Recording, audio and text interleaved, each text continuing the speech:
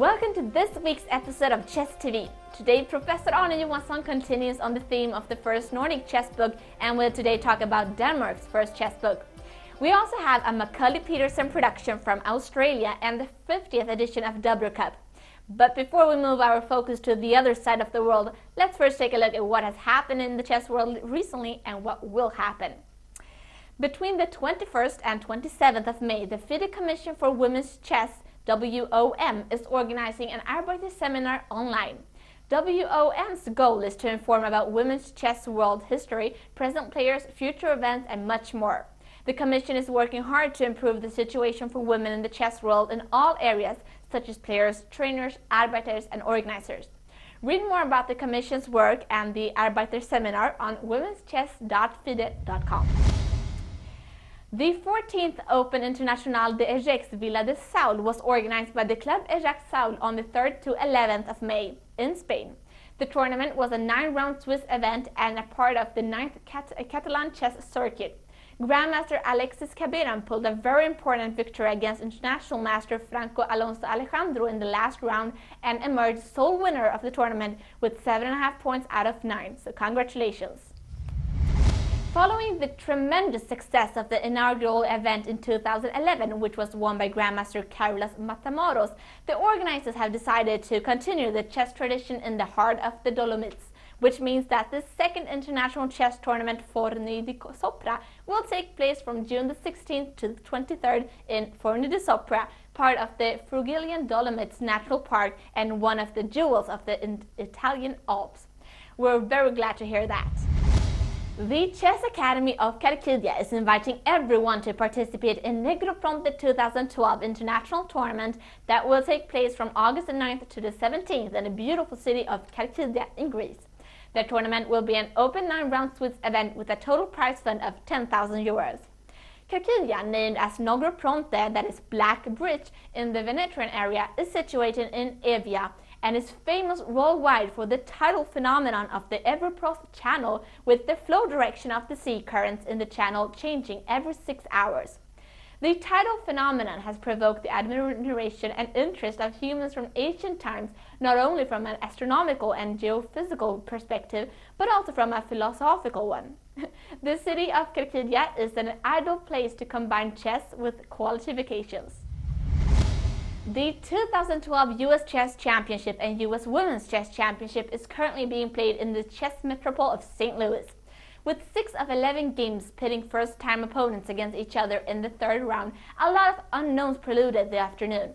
The top 2 rated players pulled ahead in both competitions, with one surprising party crasher in the women's tournament. The ascent of Hikaru Nakamura and Gata Kamsky, who are joint leaders with 2.5 points out of 3, took diverting yet typical paths. Nakamura used investigated research of a topical variation that led to a swashbuckling game. Kamsky avoided a rigorous theoretical test and slowly took over the board with his bishops. In the women's tournament, Irina Krush won and caught up to her main rival Anna Zatonsky. Zatonsky and Krush are joined 2.5 points out of 3 with Irina Zenkuk, the 8th seed of the 10 players. Zenkuk won the second day in a row, this time against Tatev Abrahamyan. Zenkuk already has more points that she scored in all of her last year's 7 games event. She will face off her biggest challenge in round 4. Zenkuk seeds more than 250 reaching points against Krush. Turn into uschesschamps.com for live commentary from Jennifer Shahari and Ben Feingold. Grandmaster Vladimir Georgiev won the Open Norwegian Championship 2012 in Forgenes, but had to share prize money with 5 other players, also finishing at 6.5 points. The Open Norwegian Championship 2012 had 126 participants, 58 of them playing in the top group, and as was a part of the second Norwegian Chess Festival in Forgenes. Altogether, this was a new success with a varied chess program and 250 players of different strengths and ages participating in the tournaments. This year's Open Norwegian Championship was the Arnold Eikrem Memorial Tournament to honor Norway's longtime leading chess organizer Mr. Arnold Eikrem, who would have turned 80 this April.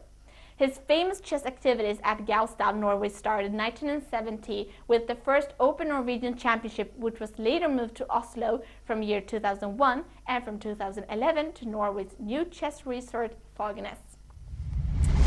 You just can't have missed that the World Championship match between Anand and Gelfand has started last week on Thursday the 10th of May in Moscow. Reigning world champion Anand will now during 12 games fight hard to defend his World Chess Championship title against the challenger, Israeli Grandmaster Gelfand. The championship is played until the 31st of May, and you can follow all games with commentary on moscow2012.fide.com. A champion who is already crowned is the Georgian women's chess champion Bela Kotenashvili, who last Wednesday won the 69th Georgian Women's Chess Championship in Antalya. 12 players participated in the match, but none of them could beat Kotanashvili's outstanding result, 8 points out of 11, leaving the nearest competitor a whole point behind. Congratulations! And over to Australia and Doubler Cup, Australia's oldest weekend tournament, played since 1963 in Canberra. This year, over 200 players participated in the chess festival, and we can, thanks to the journalist Macaulay Peterson, now show you a unique film about tournament's history and future plans.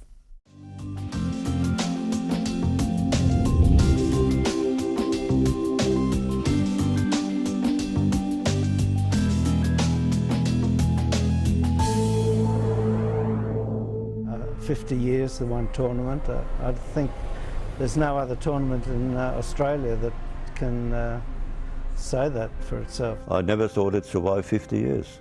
Even Dibble died a few years ago, you know, and it still grow up stronger and stronger and stronger. We were determined to keep it going and to keep the Dobell name, and nobody ever suggested that we shouldn't keep the Dobell name, even though sponsors were happy for it, you know, because of the historic connection. We set the foundation, yeah, but that's still going, yeah. It's amazing. It is amazing. The 50th Dobell Cup showed us some new faces. Karthikeyan from India started like a train, 5.5 out of 6. Then he got stopped by Adam Horvath. Then he won again, looked like he was going to get a Grandmaster result, and ultimately lost in the last round. A really tragic finish. The 50th was also the year we first had a real invasion of good Eastern European Grandmasters. They did really well. We'd had Indian players before then who'd done exceptionally well. Players from overseas weren't dreamt of in those early days of start of the Dobell Cup. Well, I think the standard is a lot higher. We've got grandmasters today. In those days there were no grandmasters. Bill Egan's book on the Dobell Cup is very interesting. He wrote articles for us, and one that he'd written was that there had been a total of 6 overseas grandmasters in 43 years of the Dobell Cup. O2C taking it over has been a fantastic thing to happen. Since we've taken over, I think there's been 27 overseas grandmasters arrived. We looked at it and said if it's going to grow, it needs to link in with the international community in a professional and managed way, and we're now getting more requests than we can handle for grandmasters coming. Probably another reason it attracted a lot of players is that it's relatively close to Sydney. So now that there's a big tournament in Parramatta, and that's designed to fit in with this one, international players can schedule their tournaments to play in both. So that was our first vision, was to bring more grandmasters over. The second vision was that if you're going to come and play for 4 days or 5 days, then it needs to be comfortable. And we wanted to take it to a point where we have one large room which can probably seat 300 players, maybe 350. I think now this is the best they ever had here at the Hellenic Club, you know. So that was the first criteria. The second was to have food on site, so that there's a lot of families who come along. And the ability to just wander down to the bistro and have a meal and never have to leave the club. Plus also to be able to sit outside in comfy chairs for parents while kids are playing inside. In the beginning we had 20, 25, then you had 50, then you had 60, then you had 100. Something like 145 players. And then we had 155, we had about 158 or something, and then suddenly one year we had over 200. You know, bang, it suddenly happened. By the time I left, we got 225, so that's 6 years ago. Now it's 250. So it's been sort of pushing up and up and up. And I'm looking forward to the day when the Dobell Cup is sort of you know, they can't find a venue big enough to hold it. Even now, they're doing a great job, you know, it gets bigger and bigger. And then probably the third part in the structure, so we had the venue, we had the overseas players, and the other one was we then introduced an under 1200s tournament for kids who had an older sibling or a parent who was playing in the higher tournaments and they didn't want to spend 4 days sitting in a tournament hall, wanted to spend a couple of days around Canberra. And increasingly, a number of adults who see it as an entry, it's their first, rather than play 4 days of the minor, I'll just play 2 days of the under 1200s. And they were probably our 3 cornerstones: build GMs, get a better venue, and introduce an entry-level tournament for people. Well, I feel like I've been coming to Canberra every Easter for most of my life. I only occasionally have played the big Easter tournaments in Europe, and I keep coming back to the Dobell Cup. It's strategically located over Easter. It's a good time of year. People have enough free time, so they're not sort of busting their gut to play in the tournament, in the sense that they've got time to play and they don't have to sort of take big time off work or anything like that. A number of people said, I remember David Smerden, who's one of our newest grandmasters, said that the Dobell Cup is like a great big family. It's just a very, very pleasant place to meet up with old friends, and it's got a great social atmosphere. One thing that's got that most of the other weekenders in Australia don't have is an extra day. So we get a bit more time for social life and catching up with people I don't usually see more than once a year or so. The Dobell Cup and chess in Australia is just synonymous now. Something that brings people together from all over the country. Yes, of course, it's a great place and it's a great tournament. That's why they come back here. You know, it's the greatest tournament the country have in 1 year here. And so that theme came through from several people, that part of their love of coming to the Dobell Cup is meeting up with all old friends that they don't otherwise ever see. The venue's changed, it's got more luxurious, the tournament's got stronger, it's got added features. And the prize money increased gradually, you know. Probably sometimes you're on the Dobell Cup, you think you could do things better. I asked for feedback, and I don't want to mention the name, and he said, Helmut, you're a very brave man to ask for feedbacks. And I had a great list about it, you know. Cheerleading, free beer. We put out a suggestion sheet and got the usual comments back.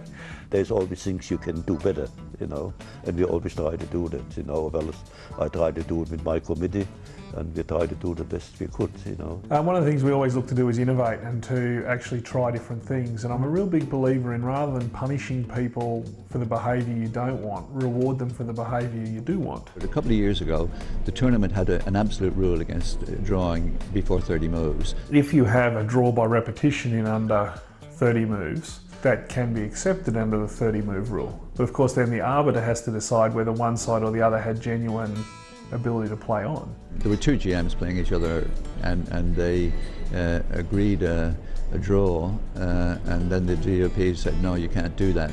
What we quickly realised was that we had to actually enforce this somehow or another. At that stage, it was very controversial. We had a number of people tell us, a number of the grandmasters get quite forceful in saying, you can't tell me to play on, I'll take draws when I want to take draws, what are you going to do about it? And it just wasn't necessary. So what happened after that was, because that generated so much difficulty for the DOPs and angst amongst players, they went to this new thing that exists now. Instead of forbidding the draws, they have the incentive of the fighting fund. Arbiters have a hard enough job anyway, and you want arbitering to be as simple as possible.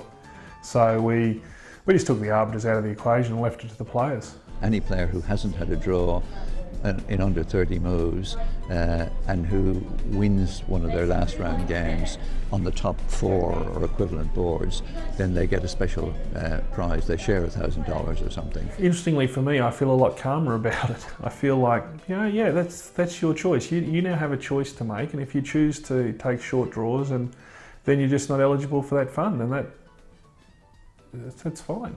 It just took all the angst out of it, and I think rewarded the behaviours we wanted without the arbiters having to be involved at all.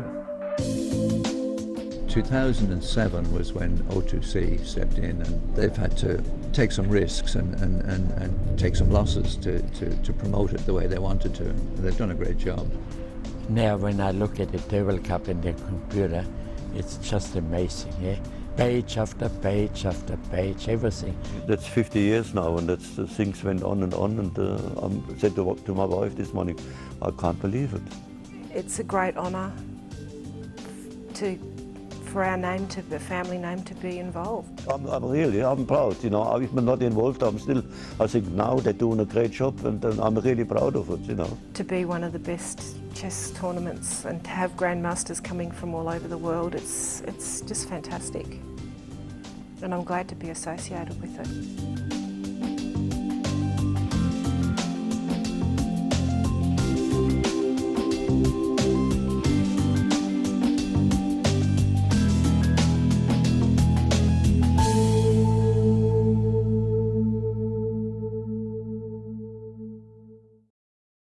We really appreciate this film from Macaulay Peterson, and for more amazing films and other updates on Macaulay Peterson's chess travels, visit twitter.com/Macaulay64. Now it's time for chess history with Professor Arne Johansson. Enjoy!